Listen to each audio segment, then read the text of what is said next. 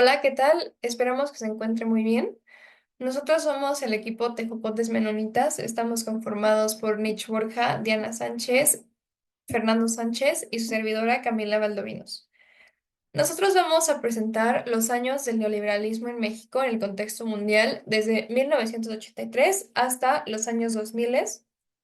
Estos son los temas que vamos a desarrollar a lo largo de esta exposición desde el 3.3 hasta el 3.4.2. Ahora bien, me gustaría iniciar. Tenemos aquí una pequeña línea del tiempo donde podremos ver a los presidentes que gobernaron durante este periodo. Primero empezamos con De la Madrid, seguimos con Carlos Salinas de Gortari y finalizaremos con Ernesto Zedillo. Me gustaría mencionar que en esta presentación vamos a tener un poco de saltos cuánticos, saltos en el tiempo, para así explicar mejor los temas y que su entendimiento sea aún mejor. Entonces, iniciamos con Miguel de la Madrid. ¿Qué hizo él? Bueno, él puso el modelo neoliberal en México, modelo que se va a quedar en nuestro país desde su sexenio hasta el sexenio de Enrique Peña Nieto. Pero nosotros solamente nos vamos a enfocar hasta Cedillo, ¿vale? Miguel de la Madrid pone este modelo con las influencias, o bajo las influencias, mejor dicho, de Ronald Reagan y Margaret Thatcher, obviamente extranjeras. Lo que buscaba este modelo era darle fin a la crisis económica, terminar con esta crisis económica. Lamentablemente no pudo y lo único que consiguió fue que la deuda externa aumentara como la inflación. Inflación que al sector de la población que más afectó fue a los escasos recursos, clase baja, porque la canasta básica subió sus precios de una manera loquísima. Entonces les afectaba mucho porque pues no podían comprar, ¿no? Lo que antes compraban o lo que era necesario realmente. Entonces, la gente empieza a tener este descontento y dice, no, pues yo quiero votar por alguien más, yo quiero que alguien más sea pues una opción. Y es aquí en 1976 que empieza a haber todo este descontento con pues solamente tener un partido, ¿no? Y empieza todo esto del proceso de democratización y es hasta 1977 que logran que se hagan reformas para justamente esta democratización y es que se empieza a crear nuevos partidos políticos, se empiezan a registrar estos partidos que obviamente pues no tumbaron al PRI, pero sí le empezaron a dar como que piconcitos ahí de que estaba perdiendo la fuerza. Estaban las personas ya confiando o estaban yéndose con otros partidos políticos. Claro, esos partidos nuevos no iban a aspirar a la presidencia, no tenían el apoyo como lo tenía el PRI en este momento. El PRI era el partido más fuerte, pero sí ayudaban sus decisiones, sus candidatos a las cámaras de diputados y senadores. Es aquí donde empieza el pluralismo político y la oposición. La gente, por este descontento que tenía, pues empieza a tener más visión de otros partidos, más propuestas y también empieza a haber este como choque de opiniones entre las personas. Ahora, seguimos en el sexenio de Miguel de la Madrid. Ese sexenio, pues ya sabemos todos, fue horrible y todavía le llega el terremoto del 85, terremoto que devastó completamente a México. Fue un, un momento de crisis en el país. Hubieron muchos afectados, personas se quedaron sin hogar, murieron también demasiadas personas. ¿Y qué hizo el gobierno? Ignorarlo. No le dio el apoyo necesario, la atención fue pésima, pésima, tanto que pues pedían que las personas no salieran de sus casas para que no vieran todos los desastres que habían. Obviamente las personas empezaron a decir cómo creen que va a pasar esto y empezaron a ayudar a las personas que estaban en los escombros, las personas que quedaron sin casas y todo esto, y es así que se crean los movimientos y las organizaciones, como lo fue la Coordinadora Única de Damnificados, Coordinadora de Luchas Urbanas y la Coordinadora Nacional del Movimiento Urbano Popular. También aquí me gustaría agregar un grupo muy conocido que todavía sigue en la actualidad, que son los topos que surgieron de este terremoto, que fueron los que ayudaron a las personas que estaban de entre los escombros, porque pues el gobierno no hizo nada, o sea, estaban más enfocados en lo que iba a pasar en el 86 en todo esto del mundial. Entonces, fue la gente que entró en este, pues, estado de emergencia. La sociedad civil entra en este estado. Aquí la idea de esta diapositiva era que un compañero de clase nos ayudara a leerla, ya que nos gustó mucho la cita. Explica bastante bien lo que es la sociedad civil, pero lamentablemente por las circunstancias no se pudo. Entonces, la sociedad civil, básicamente, esta emergencia se refiere a que se unen por un bien común. Es decir, al tener todo esto de el descontento por que el gobierno no hace nada por ellos o que los derechos no se están viendo pues también respetados y todo esto, la gente se une, la gente empieza a pedir lo que para ellos es bueno, lo que a ellos necesitan. Es así que se empiezan a crear las ONGs, que son organizaciones que no son del gobierno, son creaciones de la gente y aquí entramos ya a la presidencia de Gortari. Las personas empiezan con su insistencia, demasiada insistencia con que se les respeten los derechos, con que pues todo este igual proceso de democracia y eso, porque recordemos que sus elecciones de Gortari pues no fueron las más justas, no fueron tampoco las más transparentes.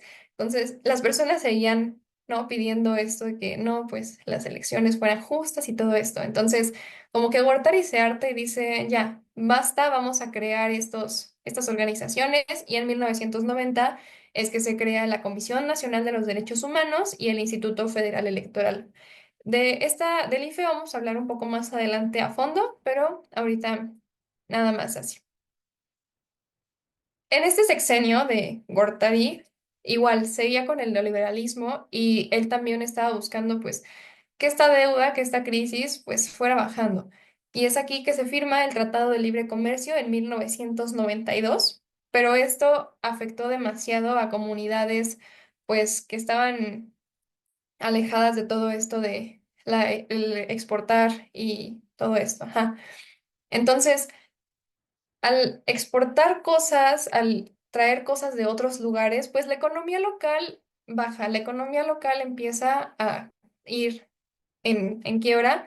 Entonces, el día que entra en vigor, que es el 1 de enero de 1994, fue el mismo día que el EZLN se levanta en armas pidiendo la reivindicación de propiedad sobre las tierras arrebatadas. Este movimiento, esta organización, lo que buscaba era, pues, la justicia, ¿no? De que las personas tuvieran, tuvieran lo que era de ellos. Y pues el gobierno que hizo, mandó tropas, mandó al ejército para que, pues, se calmaran un rato, porque, pues, ahorita estaban con lo del libre comercio, entonces pues no, como siempre, callando a las personas cuando estaban buscando algo. Ya después, es hasta 1996 que hay una solución con los acuerdos de San Andrés. Obviamente la sociedad apoyó demasiado al EZLN porque pues era lo que era justo para ellos y luchaba para ellos, y es aquí donde se promueve esta cultura de protesta, tanto que esta organización fue demasiado importante, fue de las más importantes del siglo, y es cosa que todavía vemos en la actualidad, podemos verlo en las pintas de la facultad. Entonces fue una organización muy fuerte que estuvo en este siglo y sería todo. Ahora los dejo con mi compañero. Teniendo la información y el contexto anterior, podemos pasar ahora sí a lo que son las disidencias políticas. La disidencia política se refiere o se define como la oposición o desacuerdo con las políticas, ideologías o acciones de un gobierno o régimen político. Ahora, teniendo en cuenta esta definición, dos de las principales causas de disidencia son la corrupción y el autoritarismo gubernamental, ¿no? Y cómo estas disidencias se ven manifestadas o reflejadas en organizaciones sociales, en órganos autónomos reguladores, como los veremos más adelante, o más bien como lo veremos más adelante, y manifestaciones sociales. Ahora, teniendo en cuenta esta definición, La finalidad de las disidencias es obtener cambios en los sistemas políticos que satisfagan los intereses y velen por el bien común de una sociedad en concreto, ¿no? Y gracias o debido al mal gobierno de Miguel de la Madrid, tenemos una mayor participación o una mayor fuerza de los partidos de izquierda, lo que generó como una democratización en el combate electoral o en la competencia electoral, ¿no? Es como lo dice aquí, competencia democratizada de partidos, ¿no? Ahora, en las elecciones de 1988 tenemos como candidatos a Carlos Salinas de Gortari por parte del PRI, a Cuauhtémoc Cárdenas por el Frente Democrático Nacional, a Manuel Cloutier por el PAN, a Burmesindo Magaña Negrete por el PDM y a Rosario Ibarra de Piedra del PRT. Según Bartlett, en este proceso electoral ocurrió una falla o caída del sistema, lo cual generó una gran polémica, ya que se consideró que hubo como un fraude, un complot para que el PRI permaneciera durante un sexenio más al mandato del país. A su vez, esta caída o falla del sistema dio lugar a una reconfiguración del sistema electoral representativo en el año de 1991, donde gracias a reformas constitucionales se emitió el Código Federal de Instituciones y Procedimientos Electorales, al cual tiene, bueno, lleva las siglas de COFIPE. Y el gobierno federal deja de ejercer la función electoral y esta función es absorbida, o mejor dicho, delegada por un órgano autónomo, como lo habíamos dicho anteriormente, que conoceremos como el IFE, posteriormente se va por transformar en el INE, ¿no?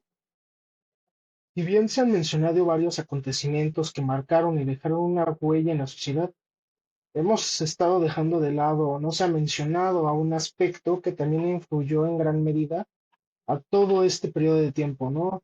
Cómo se controla las masas, cómo se manipulaba la opinión pública, y esto es los medios de comunicación, en especial la televisión. Así que podemos darle paso al tema que es alianzas del poder mediático y político y al duopolio televisivo. El poder mediático y el poder político en México han estado íntimamente relacionados desde un buen tiempo atrás, pero todo empezó a tomar fuerza cuando en los años 60 el señor Emilio Azcárraga Milmo adquirió Televisa, la empresa mediática más grande de aquel entonces y aún en la actualidad. Esta empresa mantuvo una relación ampliamente estrecha con el gobierno, pues incluso el señor Azcárraga llegó a afirmar que Televisa era un soldado del PRI, haciendo que este partido permaneciera en el poder gracias a la difusión de información favorable hacia el gobierno y a la censura de voces opositoras, ¿no? Pero en la década del siglo XX llegó una nueva empresa a ser compañía Televisa en su función de soldadito del gobierno, y esta fue la televisora de Grupo Salinas, TV Azteca. Ambas empresas mantuvieron un neutral apoyo hacia el gobierno y servían para generar una construcción de, en la imagen del presidente, en la manipulación de las masas, el control y divulgación de los discursos políticos, y aunque también un aspecto que se puede resaltar es acerca de la censura, pues bueno, estos gobiernos utilizaban ciertos mecanismos para apropiarse y controlar la información que aparecía en las televisoras, ¿no? Y cómo se evitaba hablar de ciertos temas o simplemente estaba prohibido hacia estas grandes compañías hablar o tocar estos temas. Hablamos del gran duopolio televisivo que persuadía y controlaba a la sociedad con la información y entretenimiento que se les ofrecía, ¿no? En resumen. Pero este medio de comunicación masiva se convirtió a finales del siglo XX en centro de atención de las sociedades, hasta llegar a ser considerado como un factor determinante en el establecimiento de los sistemas democráticos. Y es algo que podemos ver actualmente, ¿no? Como toda la campaña política en su mayoría se hace a través de comerciales o anuncios políticos. Bueno, mi nombre es Fernando y yo les voy a hablar un poquito sobre cómo era México en los ochentas. Me voy a salir de los temas que estamos hablando para que nos demos una idea sobre cómo se vivía en esta época. Mi compañero ya les habló sobre las alianzas del poder mediático y político y el duopolio televisivo y sobre todo el impacto que tuvo tanto Televisa y TV Azteca en la sociedad mexicana. Los voy a dividir en cuatro aspectos fundamentales porque si me extiendo más, pues prácticamente la década de los ochentas y de los noventas son muy importantes, si no es que son las más importantes del siglo XX para nuestro país. Principalmente la música. Hubo un completo cambio en los estilos, en los géneros, era muy variado y más que nada no tanto centrándonos en lo musical, sino que era parte del estilo de vida de muchos de los jóvenes de esta época.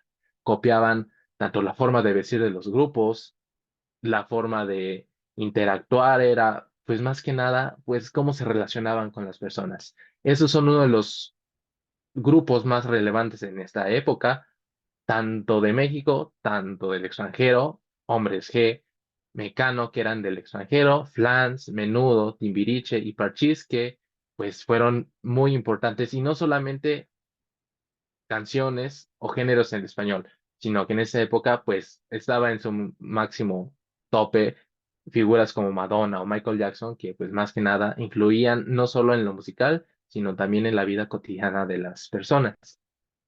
En el aspecto de la televisión, pues bueno, ya hablábamos de la importancia de las dos cadenas televisivas, de las dos empresas, tanto Televisa como TV Azteca, más que nada por medio de las telenovelas y de algunos programas como los que están aquí. Más que nada, siempre el domingo era de los más importantes, El Chavo del Ocho, telenovelas como Cena de Gloria, Rosa Salvaje o Cuna de Lobos, y algunas caricaturas y programas como lo era Odisea Brujas, entre otros. La publicidad era muy importante en esta época porque pues tenía un estilo muy peculiar, muy llamativo, con colores, con refranes, incluso con actores, con la intención de promocionar las marcas y que pues la gente al momento de ver este tipo de información, este tipo de publicidad, pues fuera algo completamente novedoso para ellos. Y por último, es el aspecto de la tecnología. Ya hablamos de la música. En esta época era muy común ver a la gente, principalmente jóvenes de 18 a 30 años, que fueran en la calle, que fueran caminando con su famoso Walkman, que era simplemente un dispositivo donde se le ponían los cassettes para que fueran escuchando sus discos, su música o algún tipo de grabación que ellos fueran haciendo. Y pues también están los VHS, se empezaba la temporada de los VHS, donde se podían pues grabar los videos o ver algún tipo de películas, más que nada para facilitar que no se saliera tanto, digamos, al cine, por ejemplo, sino que ya lo podías ver en tu propia casa. Vámonos ahora con la década de los noventas. En el aspecto de la música, pues fue igualmente muy variado, muy importante para la sociedad. Grupos como OV7, lo que antes era como Onda Vaselina, cantantes como Cristian Castro y un tal, pues, ¿quién será? Un tal Luis Miguel estaba en su máximo apogeo en ese entonces. Grupos como Cabá o Café Tacuba e incluso Molotov que impulsaron la música en nuestro país grupos como Maná, incluso que, pues, en el aspecto del rock en español, fueron muy importantes, no solo, repito, en el aspecto musical, sino ya va más allá, impacta en la cultura de México en ese entonces. En la televisión, pues bueno, los programas seguían siendo los protagonistas. Televisa estaba al frente de esto, era más que nada, pues, continuando con este duopolio telenovelas como María la del Barrio, programas que pues más que nada buscaban entretener y mantener pues de cierta forma satisfechas a las demandas de la población, como Cero en Conducta, En Familia con Chabelo o Atínale al Precio, y pues se empezaba a innovar con este tipo de programas que lo llamaban como reality shows, más que nada el caso de Big Brother, donde participaban varias celebridades, conductores, artistas, y pues era algo que llamaba completamente la atención al público de aquel entonces. Luego la publicidad, pues más que nada podemos ver en las imágenes de arriba, era mucho la rivalidad entre Coca-Cola y Pepsi, por medio de, pues, las promociones de los artistas, de los Pepsilindros, de todo lo que se promocionaba en aquel entonces, marcas como Sears, Liverpool, el Palacio de Hierro, lo veíamos anteriormente, actores que salían en estos cortos, y pues está la imagen de Teléfonos de México. Cabe recordar que Teléfonos de México fue adquirido a inicios de los noventas por parte del señor Carlos Slim. Carlos Slim lo que buscaba pues era promocionar esta nueva marca para que fuera conocida por todos los mexicanos, y pues a día de hoy es algo que es cotidiano de ver con el solo hecho de decir que Carlos Slim es uno de los hombres más ricos de nuestro país. Finalmente la tecnología, pues bueno, estas dos épocas fueron épocas que donde fueron protagonistas los niños, los jóvenes, y mucho más en el aspecto de los videojuegos. El sueño de cualquier niño de esta época era pedirle a los reyes en Navidad pedir consolas como eran la PlayStation, la Nintendo. Empezaban a innovarse mucho las computadoras, las PCs. Algo muy icónico pues es el Windows. Ay, sí, el Windows. Y pues dejamos atrás los VHS para pasar a los CDs o los compact discs, que facilitaban mucho más el hecho de tener un cine en casa, podríamos llamarlo así. Luego de hablar de estos cuatro aspectos de cada época, voy a comentar de rápido dos momentos fundamentales en la época de los noventas que marcaron mucho a la sociedad mexicana, que incluso a día de hoy se siguen recordando y se siguen viviendo y se siguen pagando. Del lado izquierdo son los dos magnicidios por parte de dos personas que estaban afiliadas al PRI. Recordar que todo esto ocurre en el año de 1994, un año donde pues fue un poquito duro, un poquito caótico para la sociedad. Primero, pues el muy conocido caso de Donaldo Colosio, candidato a la presidencia. Lamentablemente, las dos personas fallecen por causas prácticamente similares. Por un lado, pues Luis Donaldo tenía ideas completamente innovadoras para llegar a la presidencia, para innovar, repito, completamente el estilo del gobierno. Pues esto obviamente fue muy mal visto por la gente de adentro del partido oficial, y pues sabemos que terminó como terminó. Aquel 23 de marzo del 94 pues hubo un altercado donde lamentablemente falleció el candidato, y Francisco Ruiz Massieu, que igual era un serio candidato próximamente pues a la presidencia. Lo que sucede con él es que pues un día se encontraba muy feliz en un congreso por parte de su mismo partido.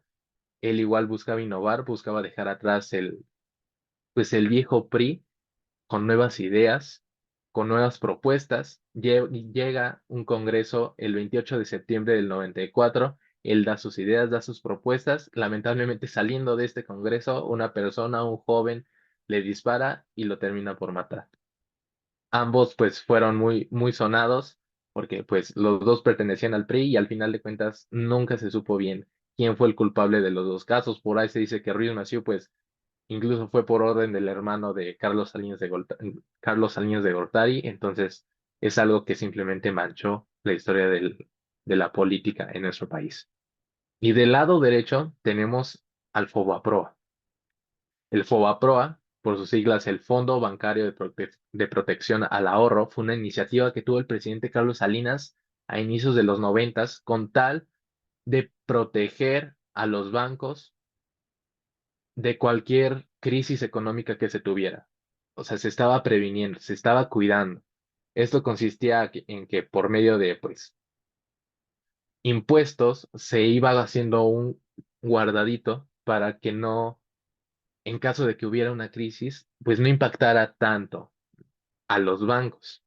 Llega el año de 1994 y ahí en diciembre, el error de diciembre sucede que cuando llega Ernesto Cedillo a la presidencia, se cae completamente la economía de México, se devalúa horriblemente la economía, y lo que él hace pues es aplicar este programa, el Fobaproa, con la intención pues de salvar a los bancos. O sea, se dejaba de lado completamente a la población y solamente había un interés económico con las clases altas.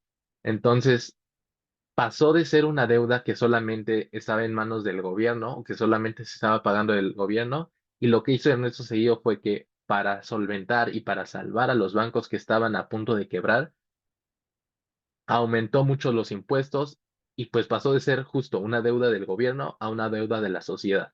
Entonces, esto ha sido esto fue algo que afectó completamente a la población. En un principio eran 552.000 millones de pesos lo que se debía, entonces era una deuda enorme que incluso a día de hoy pues se sigue pagando. Se dice que cada mexicano que nace pues sale debiéndole al gobierno. O sea, esa deuda iba a seguir así por las próximas 3 generaciones. O sea, no es algo que se pueda todavía contener. Estos dos momentos pues fueron muy importantes para la década de los noventas y principalmente pues el año de 1994. Entonces, esto sería todo de mi parte. A continuación, pues mi compañera les va a hablar un poquito más sobre los últimos temas. La opinión pública con influencia mediática se podía ver reflejada en los procesos electorales, los movimientos sociales de protesta, etcétera, y esto es algo que pudimos ver durante los años de 1988, cuando aparecieron por primera vez las encuestas de opinión pública, y estos fue cuando era el proceso de elección presidencial en México, y bueno, los resultados de estas encuestas tuvieron una gran pues una gran influencia en los resultados electorales y decisiones políticas que se tomaron en esos años, donde estos mismos resultados fueron investigados bajo un proceso de libertad política, esto haciendo recordar que la opinión pública se auxilia de varias ciencias como lo son la ciencia política, la sociología e historia, por lo que se considera un proceso de comunicación con orígenes sociales. Y bueno, ahora la convergencia tecnológica la podríamos definir como la integración de las diferentes tecnologías que estaban en ese momento en una sola plataforma o dispositivo, y bueno, esto facilitó por completo la transformación de la forma en la que nos comunicamos, y bueno, esta convergencia ha surgido de las nuevas formas de comunicación que antes no eran posibles o bueno, eran demasiado limitadas. Por ejemplo, las redes sociales nos permiten una interacción en tiempo real y creación de comunidades virtuales sin fronteras geográficas, permitiendo una mensajería instantánea que fue reemplazando en gran medida los mensajes de texto tradicionales, ofreciendo pues funciones como las llamadas de voz, videos, videollamadas, todas esas cosas que antes pues no eran posibles. Y bueno, esto no solo afectó, no afectó, más bien no solo benefició al ámbito social, también en el laboral, permitió que hubiera una mayor comunicación con la colaboración entre equipos, gestiones de proyectos y una mayor difusión de información corporativa, aunque bueno, esto también trajo pues algunos retos para esas personas, ya que hubo una mayor sobrecarga de información y bueno, esto claro por la globalización de la comunicación que podría afectar a las entidades culturales, generando una tensión entre la homogeneización y la diversidad cultural. Pero no obstante a eso es crucial abordar los desafíos asociados como la concentración del poder y preservación de la diversidad cultural para garantizar que estas nuevas de comunicación realmente beneficiarán pues a la sociedad en conjunto. Y bueno, esto claro por el choque cultural que pudo haber llegado al enterarse de las tradiciones que hay en diferentes países y todas estas cosas, para que no se hiciera como un problema en eso, sino pues realmente como entender esas diferentes culturas que aunque varios no llegaban a estar de acuerdo con sus ideas, pues realmente no generaron un conflicto, sino crear como pues diferentes perspectivas de lo que puede llegar a ser una cultura. Y bueno, finalmente la convergencia de estas nuevas tecnologías, en especial el internet, que fue la que tuvo pues el mayor impacto, fue de gran importancia, ya que como lo había mencionado antes, estas nuevas plataformas de mensajería y medios de divulgación de noticias terminó por completo con el manejo o monopolio que tenía el PRI con el control de los medios de comunicación y la información que favorecía a la oposición. Y bueno, esto permitiendo que las personas realmente tuvieran una visión clara de lo que estaba pasando realmente, pues en el sentido de la política en el partido del PRI, ya que como lo habían mencionado antes, el PRI solo dejaba, pues permitía que los medios de comunicación los dejaran ver como realmente como los buenos, como realmente era el partido que les beneficiaba y todas esas cosas. Pero esto realmente no fue un factor determinante en la transición del poder del PRI al PAN, pero sí tuvo una gran influencia la llegada del Internet en este país, ya que como seguía mencionando, hubo una mejora en la transparencia de noticias y mayor divulgación de información, permitiendo a la sociedad estar realmente al tanto de lo que ocurría en el aspecto político y ahora sí estar más informados realmente de a qué partido quería que los representara o qué persona realmente quería que los representara, no solo teniendo una imagen buena de esas personas, sino teniendo una imagen más real, teniendo diferentes perspectivas, no solo la perspectiva que quería el PRI que tuvieran. Y bueno, eso sería todo.